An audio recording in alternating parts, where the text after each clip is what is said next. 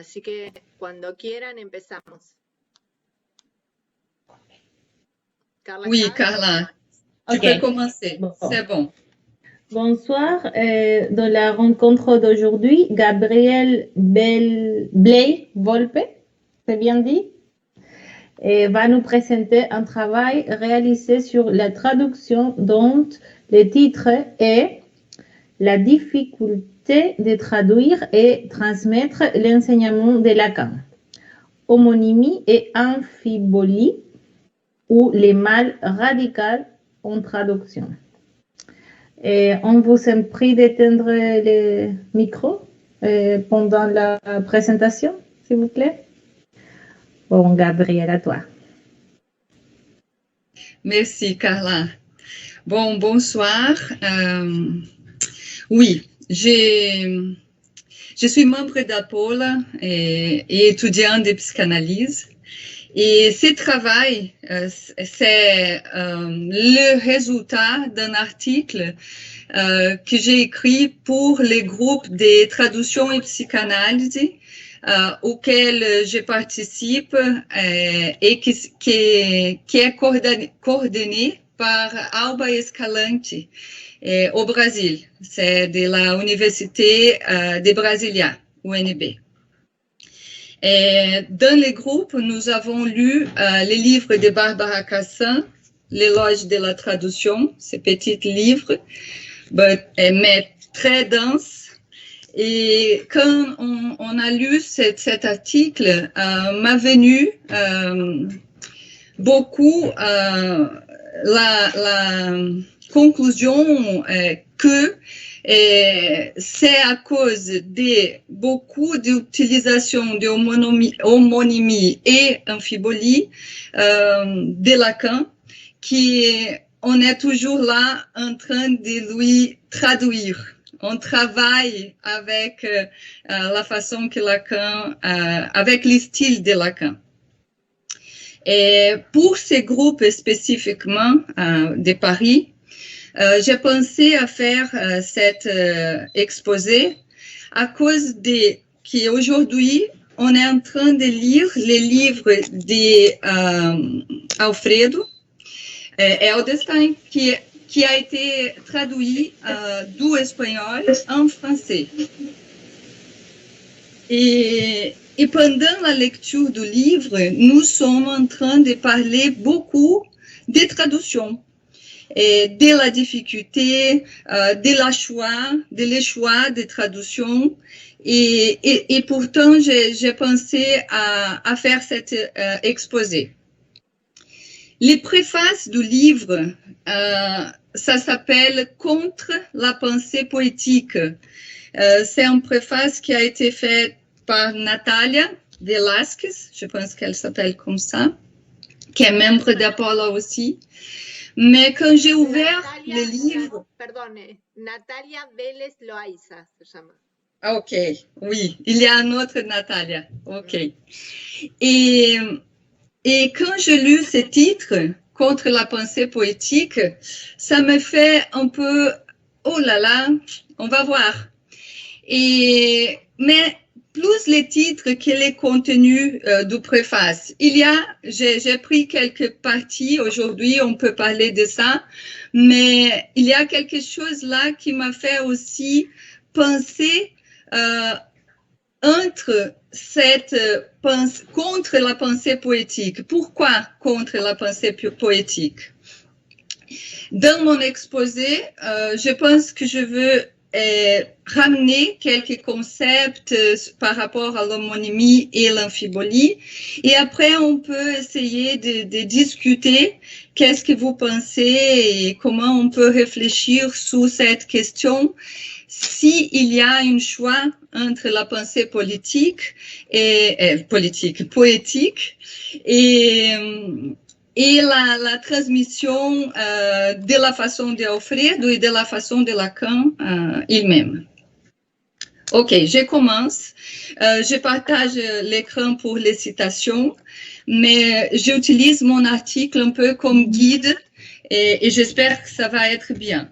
Je sais que mon français, c'est brésilien, parler en français, parce que j'ai un gros accent et s'il y a quelques problèmes, vous pouvez m'arrêter et je peux retourner et bien dire ce que j'aimerais dire. On y va. J'essaie de partager l'écran.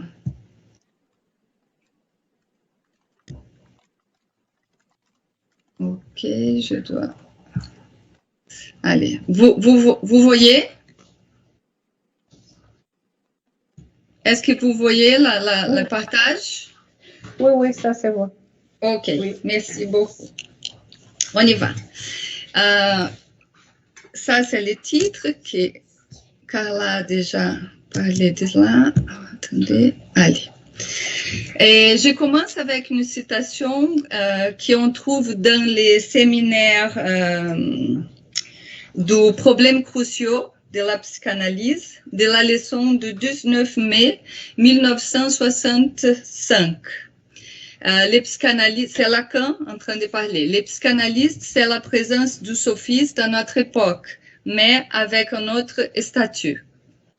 Et la citation que Barbara Cassin utilise beaucoup pour parler de cette sophistique ou sophisme de Lacan, c'est cela. Une langue, entre autres, n'est rien de plus que l'intégrale des équivoques que son histoire y a laissé persister. Et nous sommes tous et toutes arrivés à l'impasse qui est de lire, étudier, transmettre et traduire pour ceux qui le font en tant que métier ou pour la transmission ou pour l'étudier, l'œuvre de Lacan. En lisant les livres de Barbara Cassin, en spécial le chapitre 2 du livre sur homonymie et amphibolie, je me suis trouvée peut-être avec une possible réponse de la cause d'une telle difficulté. Plusieurs diront que c'était son style, et je suis d'accord. Lacan avait un style particulier de transmettre la psychanalyse et de nous demander de ne pas comprendre très vite pour qu'on puisse ne pas rester passive, mais au contraire, pour qu'on soit obligé à bouger, à faire ce qu'exige la langue, mouvement, performance, énergie ou énergie, discours temps, plus que discours figure. Et pour autant, nous y sommes ici, dans ces mouvements, justement. Tout d'abord, pour essayer de rentrer dans le cœur du sujet, il faut nous demander qu'est-ce que c'est une homonymie. La définition n'est pas assez simple, comme il peut sembler. Une définition, c'est qu'une homonymie, c'est un mot qui peut surgir à cause d'une homophonie ou d'une similitude de forme. Prenons un exemple d'homonymie qui résulte d'une homophonie. La pantoufle de Cendrillon n'était pas un ver, V-E-R-R-E, mais un ver, V-A-I-R, qui se réfère à la fureur d'un petit écureuil, les petits gris. Et pourtant, à cause du son vert et vert, que c'est le même son, on pourrait dire peut-être par l'attraction que l'image d'une pantoufle en vert, V-E-R-R-E, peut avoir dans l'imagination des auditeurs bien plus qu'une pantoufle de verre ou un vert V-A-I-R, a laissé une marque, un signifié pour ce signifiant qui a perduré pendant le temps. Un tel effet est ce qui résonne Lacan dans l'étourdi. Une langue, entre autres, n'est rien de plus que l'intégrale des équivoques que son histoire y a laissé persister. Basiquement, un homonyme, c'est un mot qui peut avoir plusieurs sens, les mêmes mots. Étant précisément que c'est autour des mots qui concernent notre sujet aujourd'hui. Comme dirait Barbara Cassin, c'est ainsi qu'une langue se fabrique. C'est ainsi qu'une langue se fabrique et représente, invente son monde. La représentation ou mimésis, y compris l'imitation qui caractérise les arts, celui de la peinture comme celui de la poésie, est d'ailleurs explicitement une fabrique d'homonymes. Néanmoins, allons-y un peu plus loin. Jacobson, le linguiste et ami de Lacan, disait qu'une langue était comme un cadavre sans sa fonction poétique, qui comprend bien sûr les homonymes et amphibolis. Homonymes et ressemblances.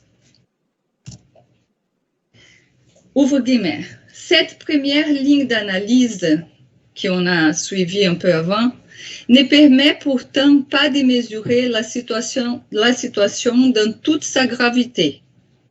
L'homonymie n'est pas purement et simplement, au moins des droits sinon des faits, réglée par les incessantes vigilantes nomothétiques qui incombent tout particulièrement aux philosophes. Car, les négrites c'est moi, car malheureusement, elle est liée aussi à l'invention langagière elle-même, à la perception de la ressemblance, à la métaphore, à tout ce qui permet de fabriquer au mieux ces mots qui ne cessent de manquer. Autrement dit, Goethe, les livres de métaphores, les livres de la métaphysique, pardon, débouchent aussi sur la poétique. Ça, c'est une citation de Cassin. Pas dans les livres qu'on a lus ensemble, mais dans un autre livre qui c'est les faits sophistiques. Après, je vous donne toute la bibliographie. Les homonymes sont considérés comme un mal radical parce qu'ils insistent à y apparaître dans la parole et ils vont en contre-courant du principe de non-contradiction d'Aristote. Si l'homonymie est inévitable, c'est donc d'abord parce que les choses ne cessent naturellement d'affluer et que les conventions verbales ne suivent pas. Du coup, bien qu'inévitable, elle est aussi toujours réductible. Lorsqu'on s'aperçoit que des choses qui n'ont pas la même définition et que seule une première approximation perceptive ou conceptuelle permettait de confondre, portent les mêmes noms. Et si cette confusion est dommageable, il suffit d'inventer un mot différent. N'est-ce pas exactement ce qui fait Lacan avec, par exemple, les homonymes, les sujets, l'inconscient, homme, femme, féminin, etc.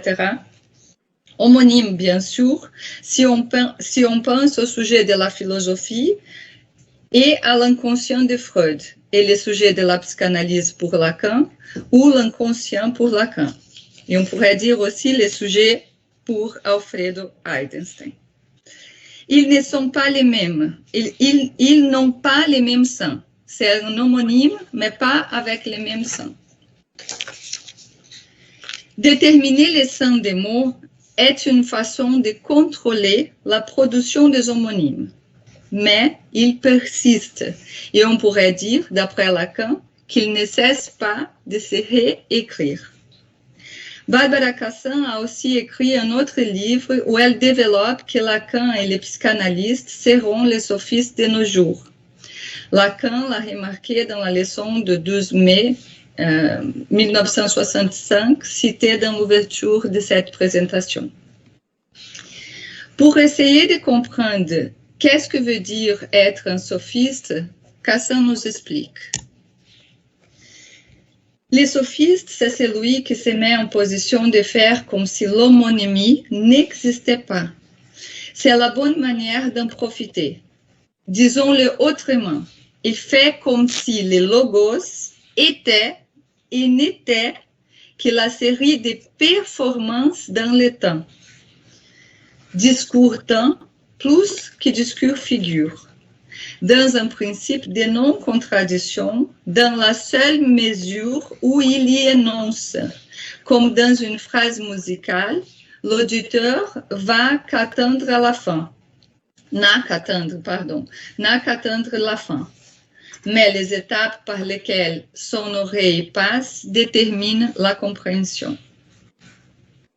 On pourrait dire, en lisant et écoutant Lacan, qu'il était particulièrement sophiste incessant. Il a bien profité de ses discours temps pour essayer de transmettre son enseignement sur la psychanalyse. Il a utilisé non seulement l'homonymie, mais aussi amphibolie. Une amphibolie, homonymie syntaxique, qui Aristote définit ainsi. C'est qui enveloppe de tous les côtés à la fois. La sophistique déploie les multiples possibilités d'une syntaxe donnée comme si c'était un matériau signifiant.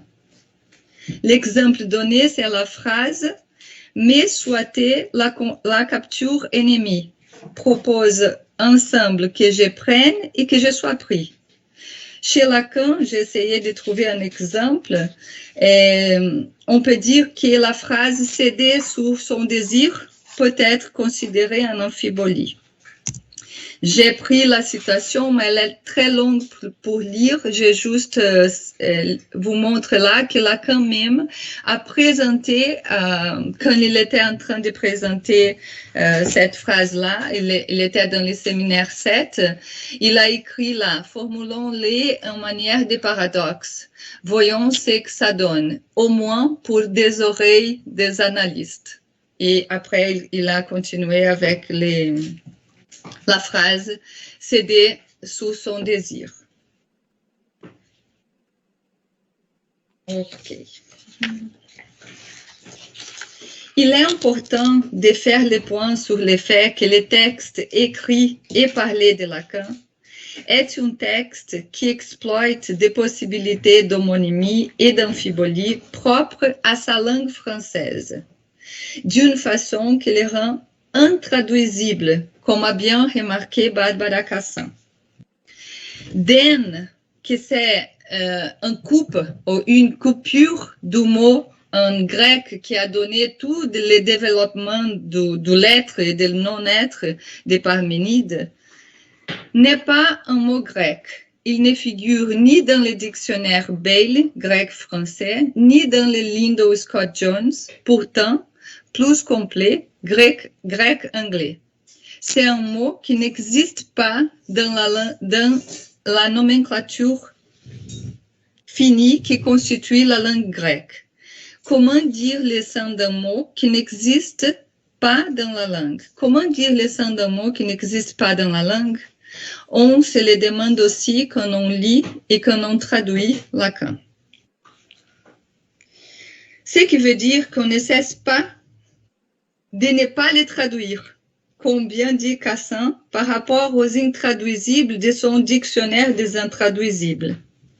Intraduisibles ne sont pas les mots qu'on ne traduit pas, mais ce sont ceux qu'on ne cesse pas de les traduire. La proposition faite ici est que les textes de Lacan soient sophistiques et, ouvre guillemets, les textes sophistiques présentent les grands avantages d'obliger les traducteurs à prendre conscience de ces difficultés. On le sait, on peut rester des heures sur une phrase et une vie sur un texte.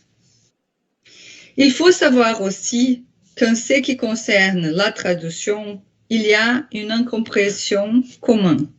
Comme un exemple de homonyme. Je vais prendre les mots traduire ou traduire comme homonyme. Traduire serait traduire à partir d'une seule langue originelle, les logos. Néanmoins, on sait qu'il faut plus d'une langue pour bien traduire. On pourrait dire que même dans la même langue, il faudrait toujours traduire, bien comme a fait Gorgias pour les poèmes de Parménide.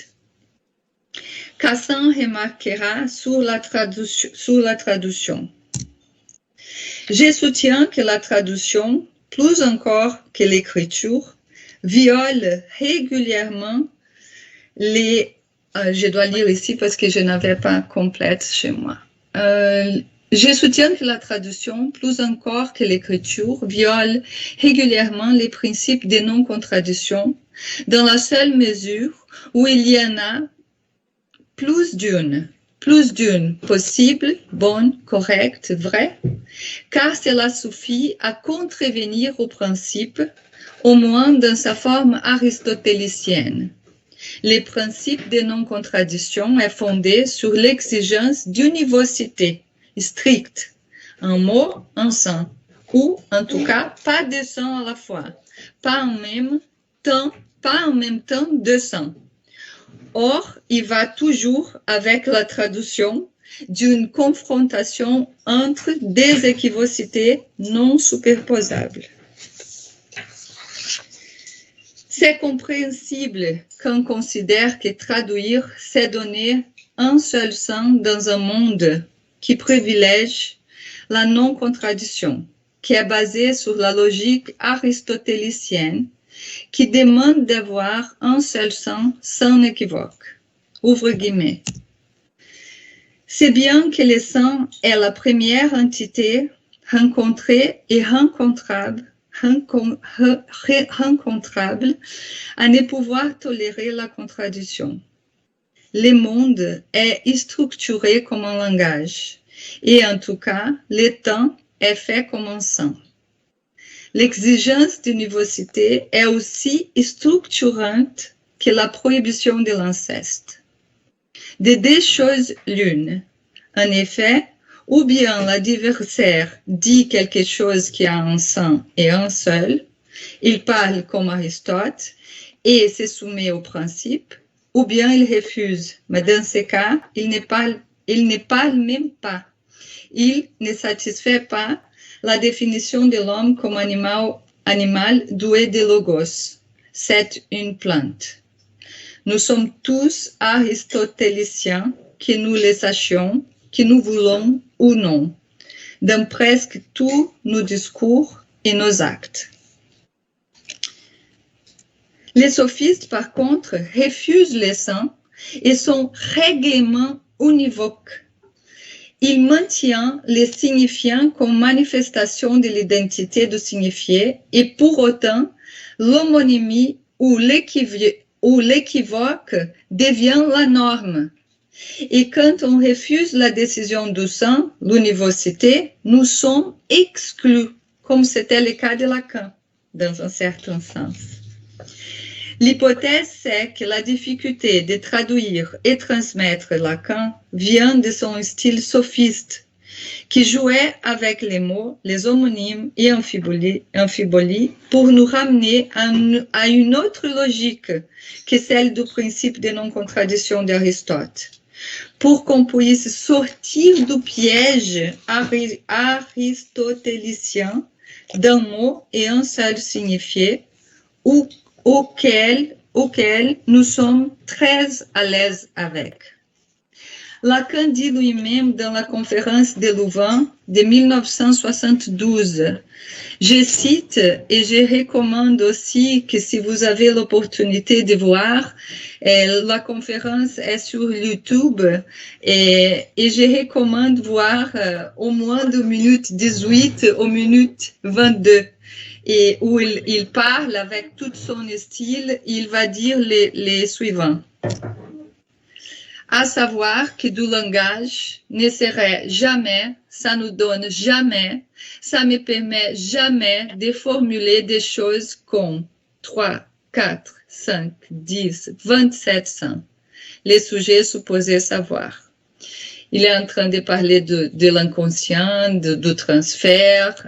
C'est super de voir cette petite vidéo. Avec son style caractéristique, il dit lui-même de la difficulté de son enseignement dans sa propre langue et on pourrait imaginer les conséquences pour la traduction. Chaque traducteur doit faire un choix. Et le choix, un choix. Et le choix a un effet, une conséquence. Le traducteur les éditeurs font toujours un choix et la question c'est qu'en dépendant de la choix, pour l'enseignement de Lacan, ça va? Et on va voir qu'indépendant de la choix pour l'enseignement de Lacan, on va avoir une clinique ou autre.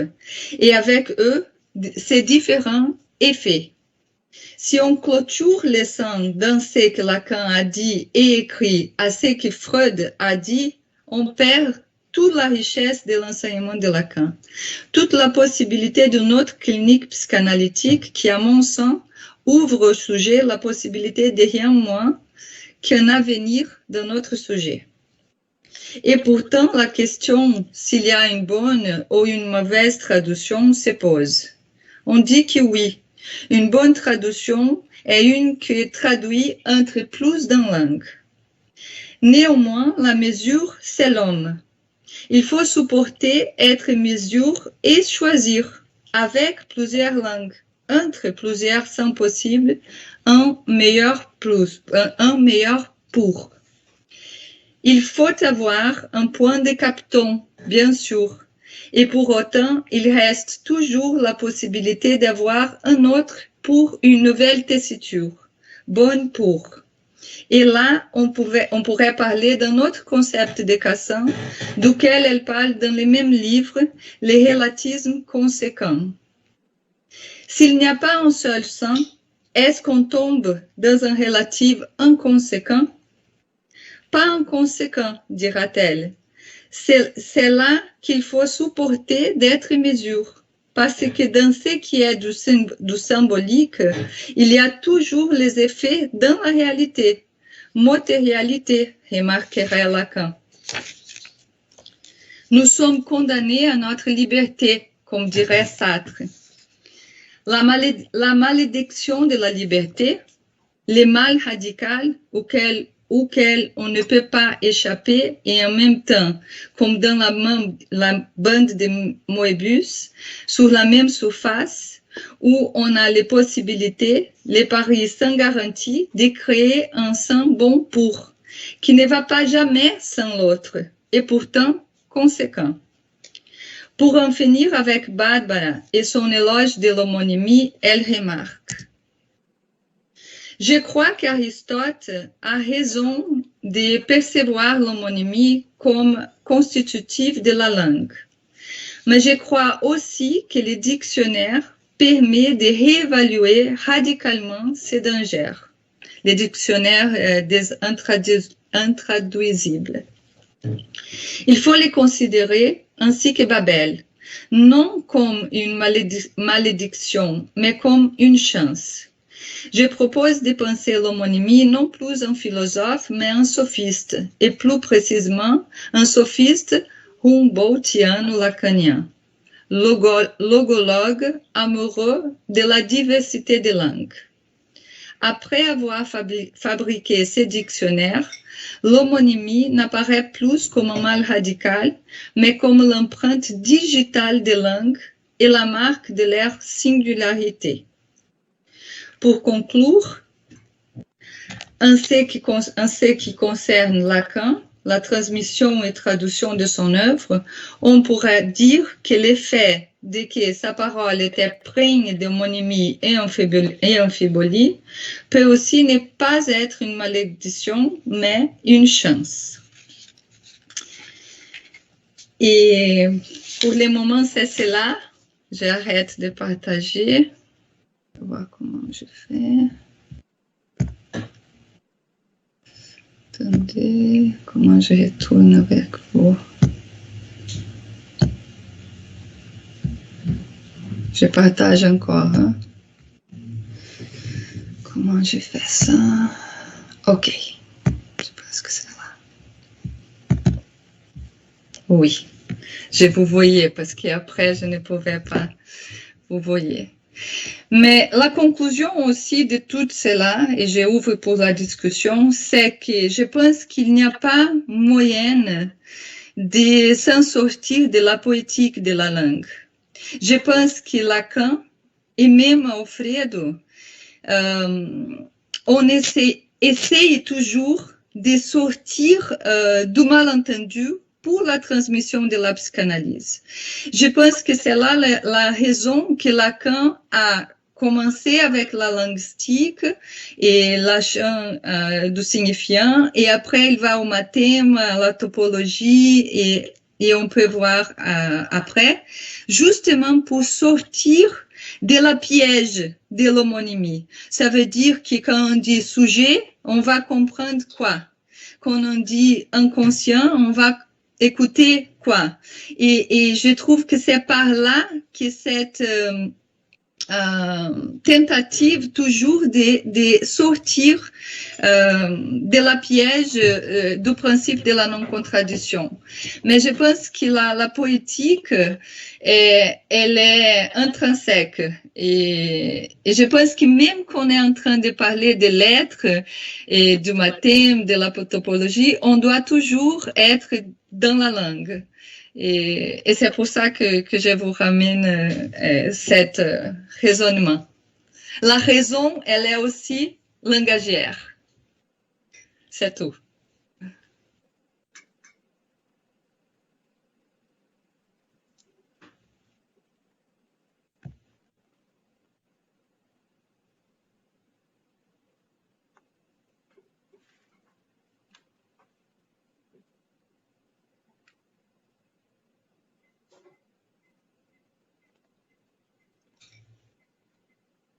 Qui est là? Est-ce que c'était trop dur de me comprendre avec mon français? Jacobson, qui parlait 20 langues, je ne sais pas combien, il disait qu'il parlait russe dans chaque langue. Je dis toujours que je parle portugais dans chaque langue que je parle.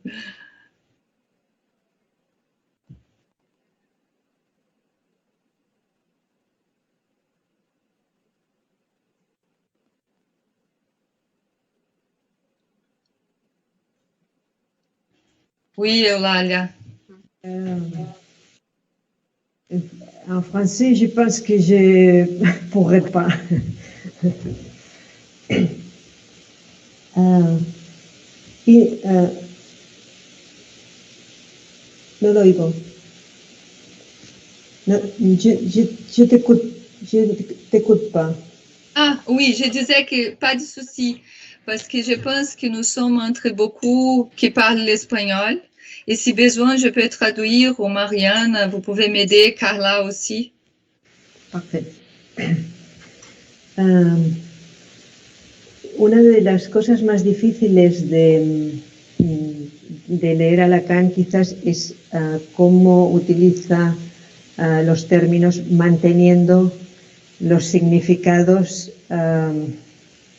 todos los significados, ¿no? Su propuesta y los significados de uso y los significados históricos. Bueno, esto es quizás lo más complicado. Este uso de no tachar, ¿no? Y colocar palabras nuevas, sino reformularlas. Oui, oui. Et je pense qu'il a utilisé, il a inventé beaucoup de mots, justement pour essayer de transmettre ce qu'il voudrait transmettre sans les homonymies, sans tomber sur... et c'est évident qu'on pense qu'on est en train de se communiquer. Je suis en train de parler du sujet ou de l'inconscient. Et la personne qui est en train d'écouter, indépendant d'où elle vient, écoute une chose ou une autre. Les sujets, je pense que c'est très difficile parce que c'est les sujets de la psychanalyse, les sujets qu'on est en train d'étudier dans les livres d'Alfredo, il n'est pas compris comme ce qu'on est en train d'essayer de dire. Et c'est pour ça aussi, une des mots qui nous a fait beaucoup penser dans la lecture du livre de Alfredo, c'est justement les par-lettres. Et parce que Natalia a choisi de traduire attendez, parce que j'ai aussi... Et... Comment il a dit, c'est dans la page, attendez, que animal parlant, mais avant, elle a utilisé, même dans les préfaces, elle déjà donne la traduction. Attendez. Que c'est super intéressant à la fin, parce qu'elle a traduit d'Alfredo, en train de ne pas utiliser par lettres, mais par l'être. Et avec ENT, par lettre, mais avec ENT, pour faire présent que les par lettres n'est pas l'individu, mais il y a une immixtion de l'autre. Mais dans la traduction, nous sommes là en train de voir quelle est la réception de cela par rapport au public français.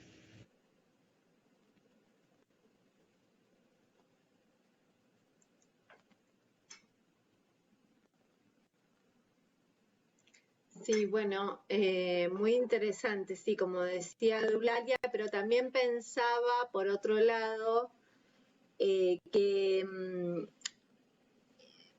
para muchos puede ser una ventaja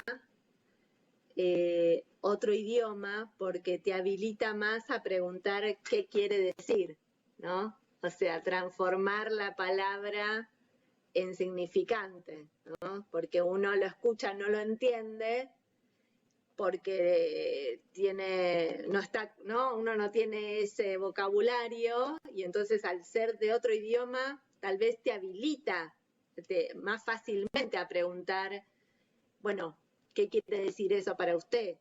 ¿No? Oui, c'est toute la question du entre-langue. Et aussi, Mariana, ça m'a fait penser que c'est pour ça que j'ai commencé l'exposé et je disais que c'est exactement cela que nous sommes en train de faire. Avec Alfredo, avec Lacan, on est en train de poser la question, qu'est-ce que ça veut dire? Et à travers ça, on parle. On est là. Lili.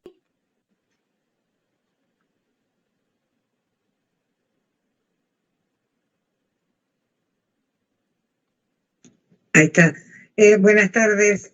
Sí, me gustó mucho la presentación dentro de lo que puedo comprender, pero claramente pensaba que justamente todo lo que habías desarrollado tiene algo que ver con esto de en la vía del significante, la articulación en la vía del significante. Creo que enlaza con lo que dice Mariana también, produce esta especie de no poder hacer identidad de los términos y obligar a hacer un proceso que justamente creo que es lo que en toda la obra va generando, por eso se producen estas dificultades, por suerte diría yo.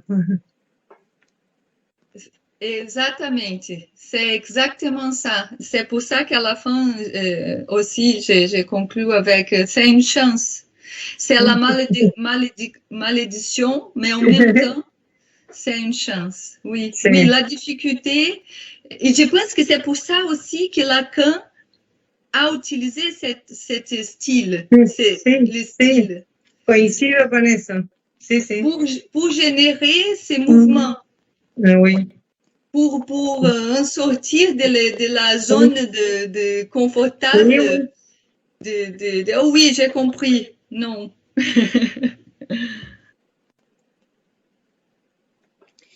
Sí, también pensaba que Gabriela Maccheroni hizo un libro que es sobre los neologismos, donde ella trabaja esta operación. El subtítulo es Una teoría en acto, ¿no? Que es la operación que Lacan mismo hace sobre el lenguaje, ¿no? Que es deconsistirlo, ¿no? O sea, como quitarle ese semblante, ¿no? Porque, o sea, lo que aparece como semblante es lo que uno supone que dice, que eso quiere decir, ¿no? Pero no, o sea, esto que hace Lacan con la lengua además, ¿no? Es esa deconsistencia, ¿no?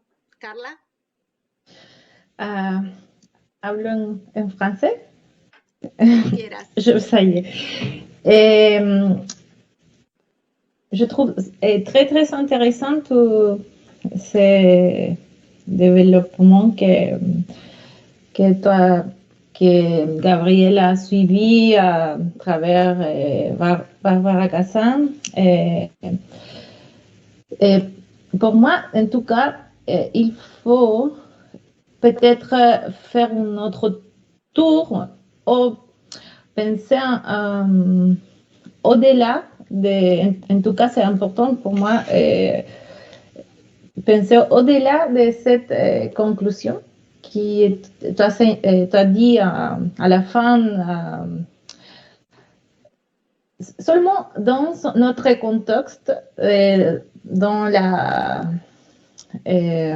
comment dire, tu disais, il n'y a pas moyen de s'en sortir de la poétique, des malentendus, même si on passe du mal radical au une singularité ou quelque chose de différent.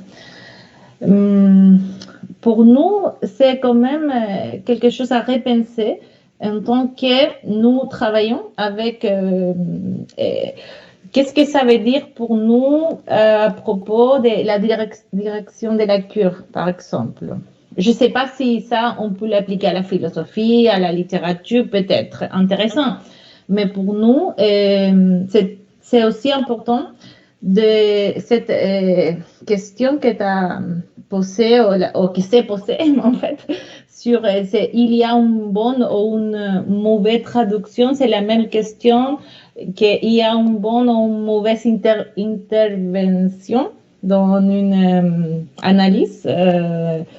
C'est compliqué en fait de dire et on peut faire justement les paris, il n'y a pas garantie.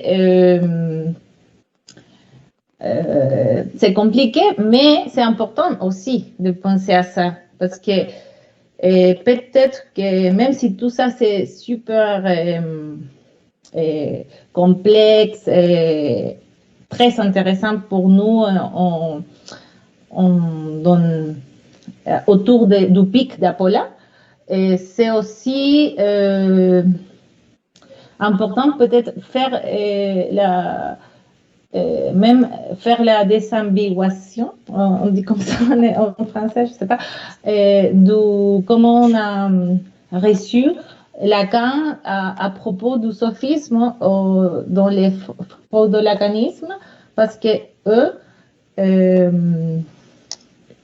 ils disent, c'est très, je pense justement à cette idée de, on peut rester 2 heures sur une phrase et une vie sur un texte, on peut rester une vie dans une analyse et il n'y a pas de direction de la cure. Je ne sais pas si oui. Les problèmes oui, que je pose comme problème, hein, Non, c'est pas un problème du tout, parce que je pense qu'on travaille avec le langage. Ça veut dire qu'on travaille toujours avec ces matériels-là. Et ça veut dire que dans la clinique aussi, on va faire un choix. Dans les discours, et tout ça dans cela que j'ai parlé, aussi dans la clinique et dans la direction de la cure. Et c'est pour ça qu'il y a je trouve que c'est intéressant de penser au relativisme, comment elle a dit? Relativisme conséquent. Parce qu'il faut faire un choix. Et c'est ça qu'on fait dans une analyse avec les sujets, comme dit Marianne, les sujets qu'elle produit, on travaille avec ça, c'est la langue. Et on ne peut pas, la question qu'on ne peut pas s'en sortir de l'homonyme, c'est parce que l'homonyme ou le signifiant même, il est structurel. Et il est toujours vide. Il faut toujours faire les boucles et tout ça. Comme ça, les maths, et je pense que Lacan même si on va dans la direction de la topologie, les mathèmes, tout ça, on va parler de ça. On est toujours dans le langage. Et c'est pour ça que je ne vois pas comme, et je peux aussi poser la question aux autres qui sont ici, parce que je trouve que c'est exactement avec, c'est là qu'on travaille, avec le langage, les homonymes, ce qu'on peut faire dans la situation langagière, dans les discours temps plus que discours figure. Je pense que nous sommes là.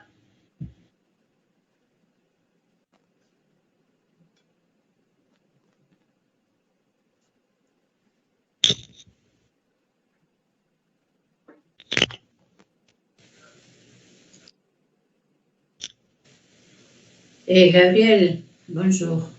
Merci. Est-ce que tu peux expliquer ce que tu as dit maintenant, des discours sang et discours figure? Parce que je l'ai lu aujourd'hui pour première fois. Je ne sais pas qu'est-ce que j'étais en train de lire. Et oui, je peux essayer. Je ne sais pas très bien qu'est-ce que ça veut dire. Ça veut dire que la signification, elle est donnée dans les discours, et comme Lacan bien travaille avec le temps, et que c'est pas... c'est la performance, c'est le mouvement. Et c'est dans les discours temps plus que dans les discours figure. Mm-hmm. Ça veut dire qu'on doit voir la chaîne pour faire quelque chose. C'est pour ça qu'elle utilise aussi la métaphore de la musique, qu'il faut attendre la fin pour savoir qu'est-ce qu'on peut faire avec ça, ou qu'est-ce que c'est compris ou non. Et je pense que c'est toujours dans cette question de la langue qui est le mouvement, les discours performants, c'est pas fixité un homonyme, parce que l'homonyme est signifiant, et je peux dire que c'est presque la même chose. Dans les faits sophistiques, elle va travailler l'homonymie et signifiant. Et c'est plus ou moins ça. C'est la performance, c'est l'énergie, et la poétique. La poétique vient des poiesis, qui c'est cette création, cette langue qui n'arrête pas de faire équivoque. Et dans l'équivoque, il y a la possibilité d'une autre chose. C'est par là. Merci. Eulalia.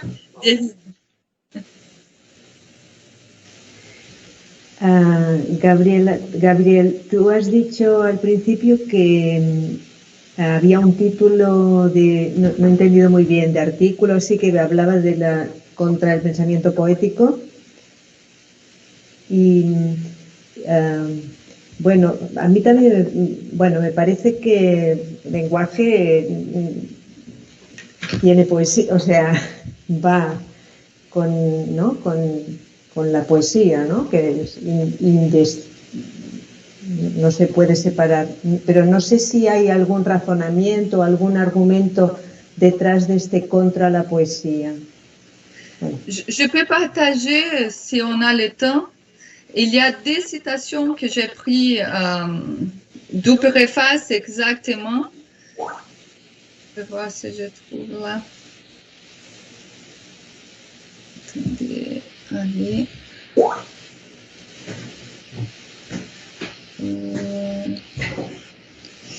Attendez, je pense que c'est à la fin. je dois vous déplacer d'ici. Là. OK.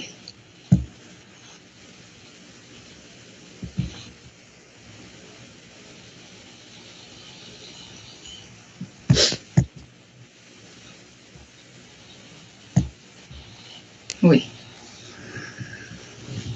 OK.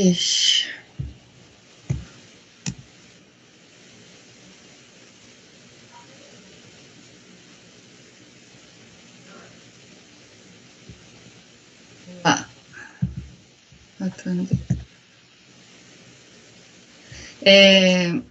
Comme ça, ah non, ça c'est Cassin, parce que j'ai trouvé quelque chose dans le livre de Cassin qui fait rapport au mot sophistiqué, être sophistiqué. Et je fais là. On retourne. Oh. Est-ce qu'on peut retourner?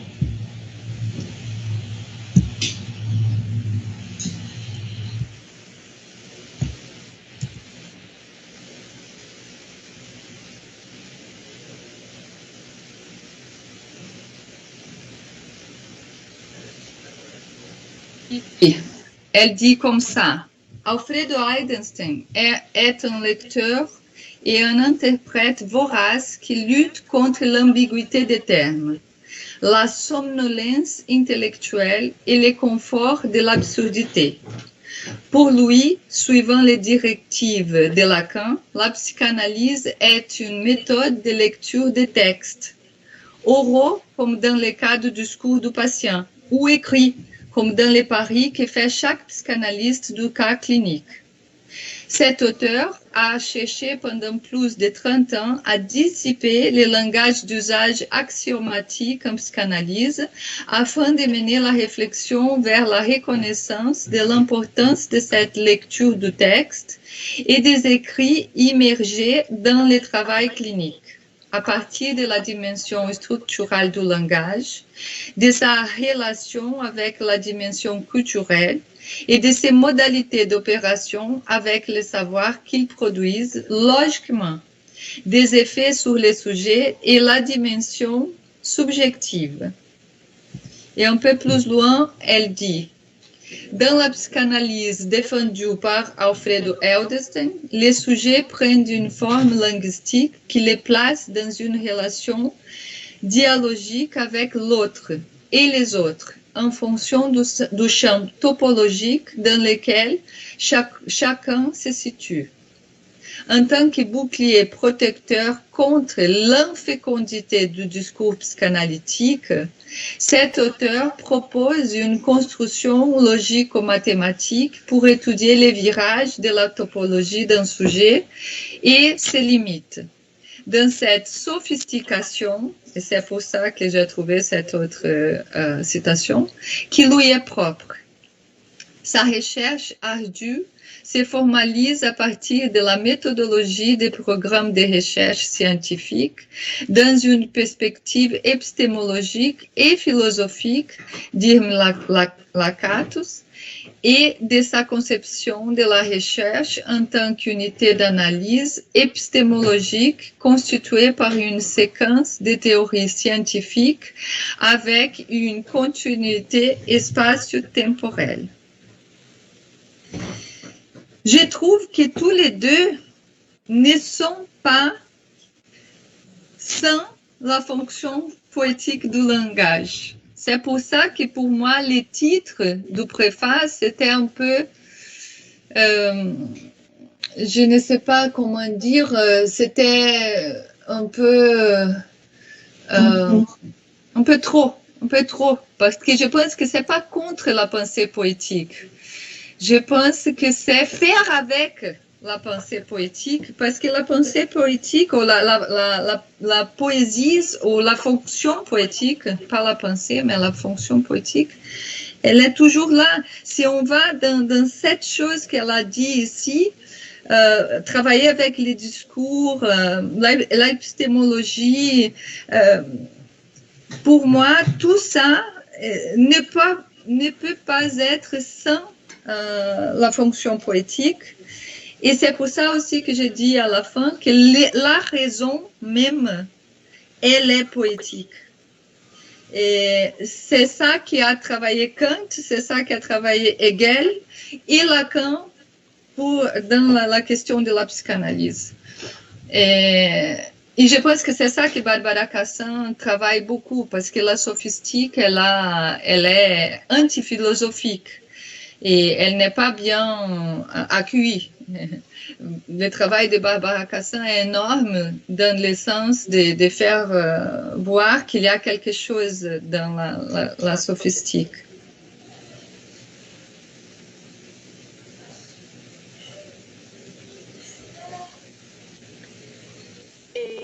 Bueno, nosotros habíamos comentado sobre el tema del prefacio, porque estamos leyendo el libro, pero no lo leímos todavía porque esperábamos también tener una actividad con ella, con Natalia, pero igual sí surgió entre nosotros el tema de por qué, ¿no? Contra un pensamiento poético. Vieron que Alfredo en las jornadas presenta romanticismo versus las luces, ¿no? Entonces, en esa línea, ¿no? De cómo Freud y el psicoanálisis en general, ¿no? Los psicoanalistas freudio-lacanianos suponen que la dirección de la cura va hacia eso, ¿no? Hacia al ser poeta, dice, ¿no? En un momento, ¿no? A llegar a eso que sería la creación ex nihilo y ¿no? Con esa articulación significante.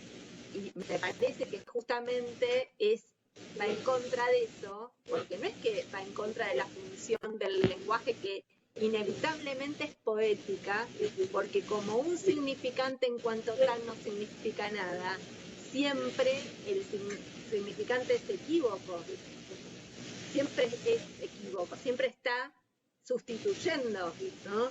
Entonces, ya esa misma operación es poética, ¿no? Porque no hay uno que sea, ¿no? Que sea el que le corresponde supuestamente. Siempre es una equivocación. Por eso Lacan en el seminario 24 dice que el inconsciente lo define como una equivocación, ¿no? Me parece.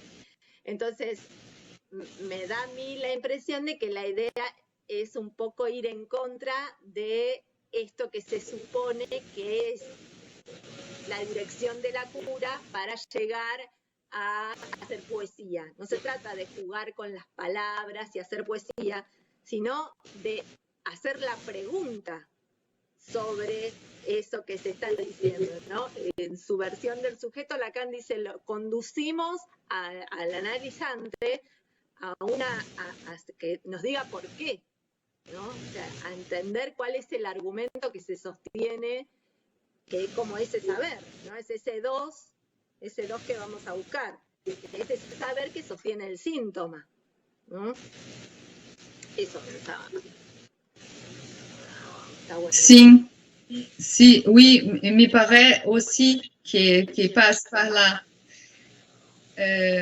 Mais je pense que même dans la journée, il y avait après, je pense que c'est dommage qu'Alba n'est pas là, je pense qu'elle n'est pas là, mais parce que, oui, je vois bien les problèmes avec les romantismes, avec l'obscurantisme, je vois bien aussi dans les Freud lacaniennes, avec dans les lieux ici en France où on parle de la psychanalyse. Je vois bien ça, tout ça. Mais je pense que ça ne veut pas dire contre la pensée poétique. Parce que justement, comme je disais, la raison, la lumière, elle est déjà poétique. C'est pour ça que je pense que dire ça, oui, Mariana, si on va aux lettres, c'est pour ça que j'ai utilisé cette citation d'Ouden. Ça, c'est la, comment je veux dire, c'est pour ça que la psychanalyse et la sophistique, elle est rejetée. Parce que justement, elle va arriver à montrer que l'homonyme, le malentendu, il est inévitable et que c'est toujours une fabrication, une invention. C'est ça qui révèle la révolution de Lacan qui était niée. Et c'est ça qu'on n'accepte pas. Parce que nous sommes, comme dit Barbara Cassin, dans la logique aristotélicienne. Que l'on veut, on ne veut pas. Mais la chance qu'on a, c'est que le langage, elle est intrinsèquement trouée, les signifiants. Et c'est pour ça qu'on peut travailler, on peut faire quelque chose. Mais ça, c'est ça qui est nié. Et c'est pour ça que je pense que, comme disait Jacobson, la langue est morte sans la fonction poétique. Comme ça, je pense qu'il y a une confusion entre la question du romanticisme et de cette pensée obscurantique et la question de cette intrinsèque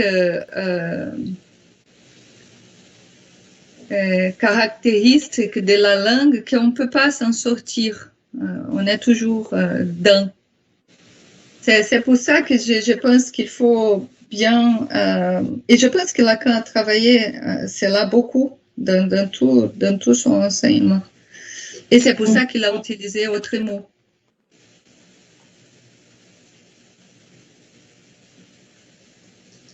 Bueno, igualmente se podría hacer algo que se podría trabajar en todo caso en un encuentro, si nos encontramos a fines de mayo allá, para proponerle a Alfredo también pensar en esta cuestión, ¿no? Que está bueno. Victoria.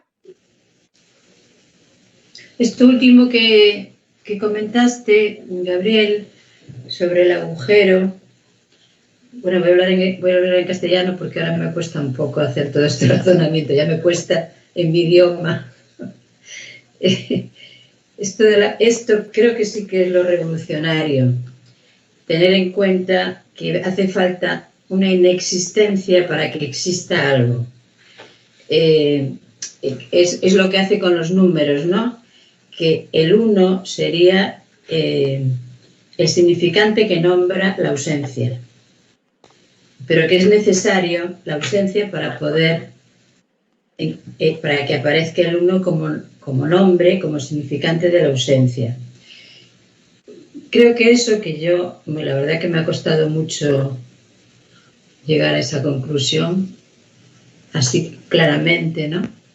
Creo que eso es muy rechazado, porque eso, claro, eso no produce una realidad objetiva, eso va contra la naturaleza. Y además, ¿qué iba a decir? Se me ha ido el santo al cielo. Oui, Natalia. No me acuerdo qué más iba a decir. Si me ha ido ahí. C'est ça. Et la question de qu'une fois qu'on parle, on sort de cette naturaleza, c'est scandaleux. C'est escandaleux. Porque Aristóteles, tenemos el sentido común de Aristóteles, que es como nuestro lenguaje coloquial, en el que parece que nos entendemos y que las palabras nombran las cosas. Entonces, pasar a esta otra manera de articular o pensar, no sé cómo decirlo, nuestro ser, de alguna manera, porque tiene que ver con el ser también, ¿no? Por eso habla de par lettre, ¿no? Es un trabajo muy grande, por eso también es que se me ha ocurrido varias cosas y he leído juntas varias cosas. Por eso lo de la no relación sexual o de lo del que hay que partir del no todo, no se parte al revés, parece que partimos del universal y que después viene el no todo, es al revés. Es que la mujer la han posicionado en ese lugar de inexistencia para que pueda existir el uno. Entonces es al revés, es desde el lugar de la inexistencia que puede existir el uno, como el primer conjunto del cero que dice, me parece que es Frege el que lo dice, ¿no? El primer conjunto es el que el significante uno nombra ese conjunto vacío. Entonces es necesario para que exista un significante que nombre que haya una ausencia. Entonces, bueno, le estoy dando vueltas a eso leyendo el librito este de lo femenino de estas chicas de Apola, que son varias, que siempre pensamos al revés, ¿no? Como que primero está lo universal y lo que yo creo que esto se entiende muy mal. Y lo que yo hasta ahora he trabajado con los poros creo que se ha entendido muy mal. Entonces, ahora lo entiendo así y me parece mucho más lógico lo que propone Lacan en ese sentido de lo que no hay y de lo que puede haber a partir de lo que no hay. Exacto. Que sin esa inexistencia no puede existir nada. Entonces, bueno, me parece que efectivamente eso es muy difícil de aceptar, creo, porque te tienes que cambiar la cabeza del revés, te tienes que hacer un trabajo de cambiar tu forma de pensar, de razonar, de sentir, de vivir, y es muy costoso y va contra... Bueno, va contra la logique universal y absoluto, ¿no? Contre la logique où nous sommes dedans. Parce que la logique, c'est la logique aristotélicienne. C'est pour ça que et je voudrais juste, avant que Carla prenne la parole, par rapport au féminin et par rapport à aujourd'hui, j'étais en train de lire, hier, il y a un passage de Barbara Cassin qu'elle va parler d'Hélène. Et dans les séminaires encore, quand Lacan va parler de la jouissance féminine, Hélène est une création poétique. Elle n'existait pas. Elle était créée dans les poèmes. Mais la jouissance d'Hélène était là, du fantasme. La jouissance féminine, elle vient d'une... C'est pour ça qu'il n'y a pas de femme. Il n'y a pas... La femme n'existe pas. Parce qu'Hélène, elle est inventée. Mais... C'est une idée. C'est une idée. Mais on jouit de cette idée. Oui. C'est ça. Yo en realidad quería preguntarte una parte, Gabriel, que habías dicho que la homonimi significa, decías es, como igual, o no, o entendí mal. Barbara Cassin, elle va travailler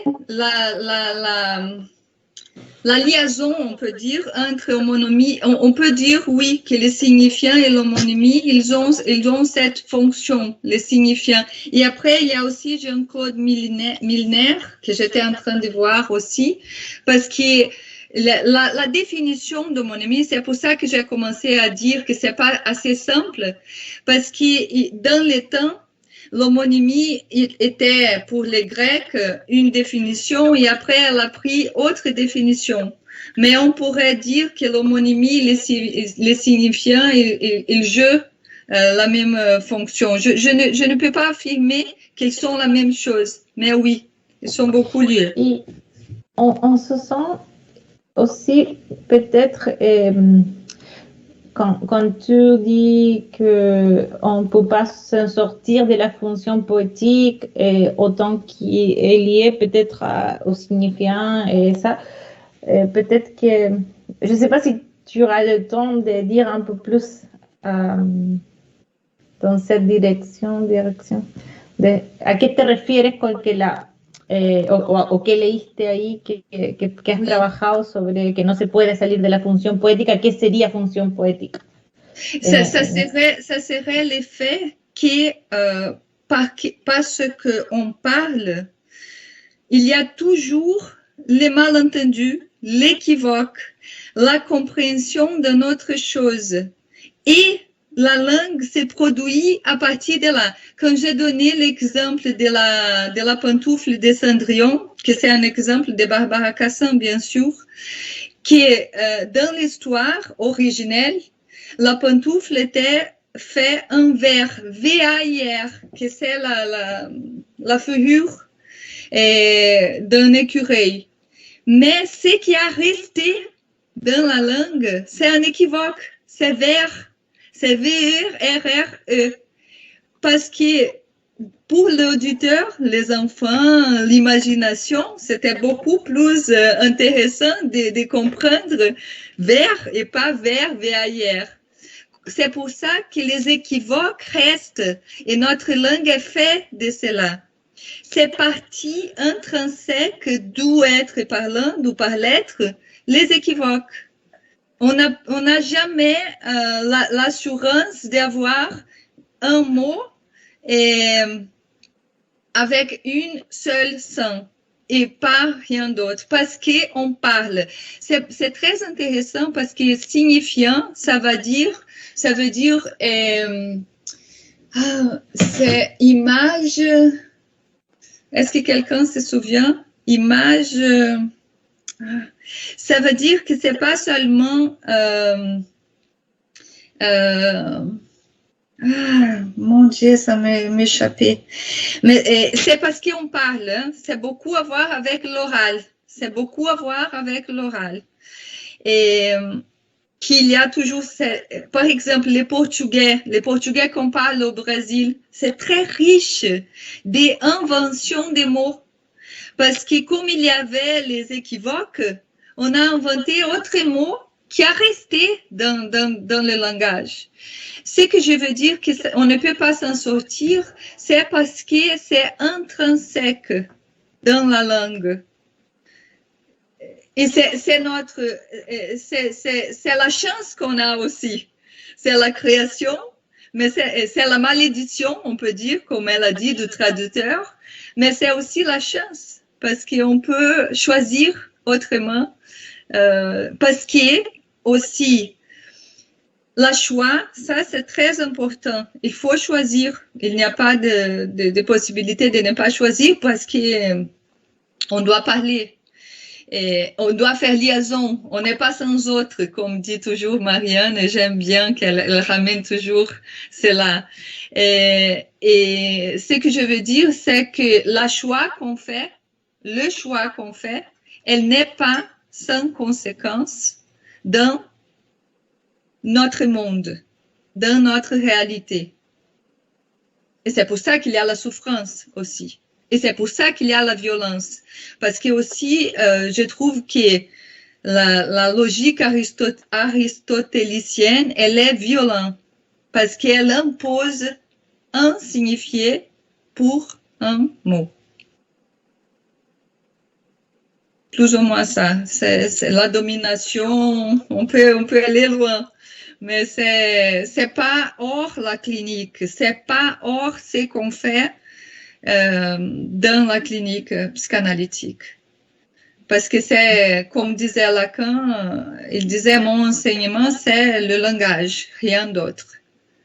Je trouve que c'est là qu'on travaille.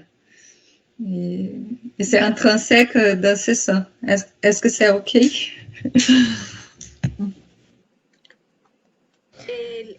Gabriel, ¿leíste lo que envió Marcela en el chat? On va voir Marcela.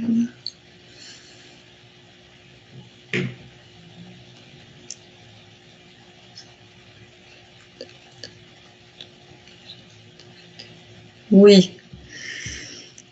Elle a dit, il est important de revoir le sens de chaque terme, tenant compte du mélange de l'autorité. Oui, oui.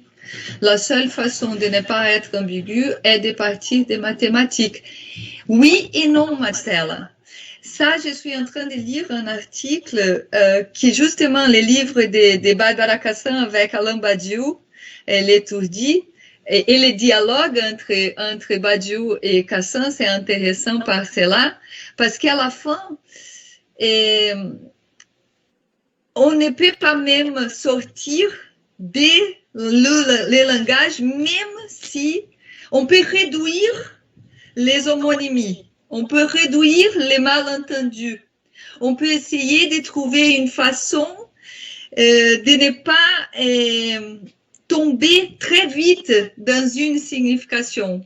Mais on parle, même si on est dans la mathématique, même si on est dans les lettres, on parle de ça. C'est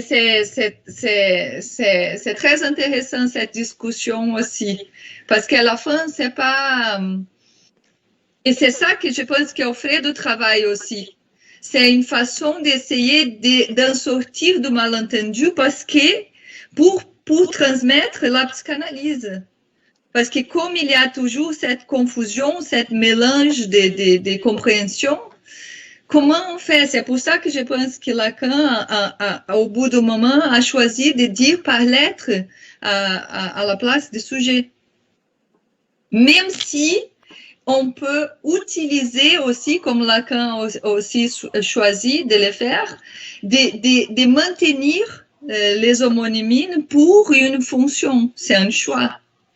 C'est un choix. C'est riche. Je ne suis pas linguiste ou je ne peux pas aller assez loin. Mais quand j'ai lu ce chapitre-là, ça m'a donné beaucoup d'envie de parler de ça, que je trouve que Lacan a bien utilisé tout cela justement pour créer, pour transmettre la psychanalyse, mais pour montrer cette vidéo de la conférence de Louvain, c'est incroyable. On fait beaucoup d'attention à ce qu'il est en train de dire. Il est en train de parler du fait que dans le langage, on ne peut pas dire. Et ça, c'est l'inconscient. C'est le non-dit, mais qui est là, comme disait Victoria aussi. Parce que de là, il y a quelque chose qui se passe. Il y a l'effet sophistique, comme c'est le titre du livre de Cassin. Merci beaucoup. C'est nécessaire acheter le livre de Barbara Cassin. Es necesario comprarlo. La nostalgia y el de Badiou. Oui. Il y a la nostalgie, mais le livre que j'ai parlé beaucoup ce soir, c'était l'éloge de la traduction. Sí. Et aussi, c'est là que c'est l'effet sophistique. Ça, c'est... Mais c'est là, il est court. Mais je dois dire que je suis allée hors pour essayer de... Parce que c'est dense, c'est très dense, mais je pense que c'est avec ça qu'on travaille. Cette question de laine, pour moi, c'était waouh! Comme ça, Lacan était en train de voir que laine était une création. Et c'est là qu'il va parler de la question de la jouissance féminine. Comme ça, je trouve que quand on va ouvrir, on ouvre tout ça, on va voir d'où Lacan vient aussi pour développer la théorie et son enseignement. Intéressant, muy interesante. Merci beaucoup. Merci à vous d'avoir m'écouté. Oui, Nicolas. Oui, il me semble que c'est une chose de dire qu'on travaille avec l'homonymie et l'amphibologie. Ça, c'est, comme tu dis, quelque chose de nécessaire dans notre pratique, parce que précisément, on travaille avec le langage. Mais en même temps, il me semble qu'il Et c'est ça peut-être la singularité de l'œuvre d'Alfredo. Il me semble que Alfredo défend la possibilité, comment dire, de instituer un sens psychanalytique de la vérité, si on peut dire comme ça. Donc, même si c'est vrai qu'il n'y a pas un au-delà du langage, et ça, c'est que le langage, c'est la matière, le domaine de notre pensée et notre pratique, en même temps, on peut parler de la vérité du sujet, parce que précisément, le sujet est tout à fait, d'abord, quelque chose d'abstrait, disons. Donc, il me semble que Alfredo va contre une interprétation finalement postmoderne de la pensée psychanalytique. Et il va rencontrer cette interprétation dans la plupart des manifestations de la psychanalyse contemporaine. Et donc, il n'y a pas nécessairement comment dire, il ne s'agit pas de confronter une sorte de forme alternative. D'un côté, disons, la pensée romantique et de l'autre côté, la pensée des Lumières. Il s'agit d'instituer un sens nouveau pour la vérité ou même le concept de vérité dans la psychanalyse. C'est ça. Oui, il me semble que ça résonne. Ça résonne, c'est l'effort, et je pense que c'était l'effort de Lacan aussi. Mais quand même, parce qu'on parle, parce que nous sommes dans le langage, on va continuer à parler, on va continuer à traduire, on va continuer à essayer. Et je trouve que oui, toute la formulation mathématique, comme disait Marcel, bien dit là, c'est pour essayer de parler de cette vérité, on peut dire, psychanalytique que vous parliez. Oui, je suis d'accord avec ça. Et je trouve que c'est par là aussi cette position d'Alfredo par la question. Et il y a même peut-être une tension entre certains aspects de la pensée d'Alfredo et Lacan. Bon, ça c'est quelque chose qu'on... Ça serait bien de développer. J'aimerais, j'ai déjà écouté quand on a parlé de Barbara Cassin avec Alfredo, une des choses qu'il a remarqué, et ça serait super bien aussi avec vous qui est là pour plus de temps que moi, et parce qu'il a dit comme ça, que c'est très bien ce que Barbara Cassin dit, mais comme disait Carla au début là, qui c'est pas dans la clinique, et il faut faire autrement ou quelque chose comme ça. Ça serait bien de voir. Parce que oui, je pense que aussi Alfredo a son propre chemin aussi, mais il vient de Lacan, hein. Et je pense que son travail, c'est... Mariana, qu'est-ce que tu peux dire par rapport à ça, si tu peux ajouter quelque chose? Parce que j'ai déjà écouté, comme il a posé très clairement l'autre fois, que c'était bien, et ça serait bien d'avoir cette discussion entre Barbara et parce qu'elle n'est pas clinicienne, bien sûr. Elle parle du langage. Et c'est ça que j'ai essayé de ramener aujourd'hui. C'est que je vois que pour transmettre la théorie et la vérité, entre guillemets, beaucoup entre guillemets, parce qu'il y a un impossible à dire qui est intrinsèque. C'est ça que je veux dire. Comme ça, on va toujours avoir la difficulté de la transmission de la psychanalyse parce que justement, la matière, et comme la linguistique aussi, la linguistique, elle trouve, si elle est honnête avec la question, elle trouve la même difficulté. Parce que comment on peut parler du langage qu'il y a toute ces trous, et au même temps qu'on est dans le langage même. Et c'est pour ça que je vous recommande fortement de voir les vidéos de Lacan, Parce que c'est ça qu'il est en train de jouer dans ces vidéos-là. Il est en train de dire on ne peut pas parler le sujet supposé savoir de l'inconscient parce qu'il y a 1, 2, 3, 4, 5, 6, 5. Mais on les fait quand même et on doit les faire.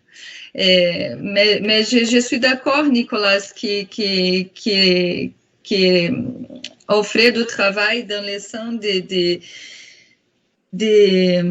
faire un choix pour quelque chose. Je suis d'accord avec ça. Oui, oui.